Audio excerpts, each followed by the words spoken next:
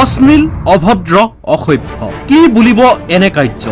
Park বুলি ক'ব নে পঢ়াশালী বুলি ক'ব? অসম মুলুকৰ অনৈতিক কাৰ্যৰ এখন বিদ্যালয়। বিদ্যালয় যদিও পাঠদান নহয়, হয় মৰম চেনেহৰ আদান প্ৰদানহে। দৃশ্যসমূহে চিন্তিত কৰি তুলিছে স্থানীয় সচেতন ৰাইজক। ল'ৰা-ছোৱালী পঢ়াৰ পৰা আৰু বেয়া ৰাস্তালৈ গুচি গৈ আছে। ৰুমৰ ভিতৰতে অভদ্ৰামী চলায়। শিক্ষাগুৰুবিলাকে ইমান চকু নিদিয়ে, গাৰ্জেনটো ইমান চকু নিদিয়ে।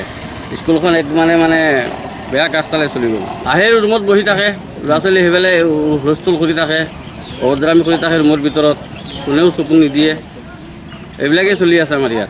কোৱা হৈছে, 2বাৰ মিটিঙো হৈছে, আৰু এজনে টকাও আৰু 400 টকা 300 টকা ফাইন কৰি লৈছে এটা ছাত্ৰৰ পৰা। 1000 টকা ডিমাণ্ড দিছিলে, এজনে ল'ৰাটোৱে বয়সতে 300 টকা দিছে।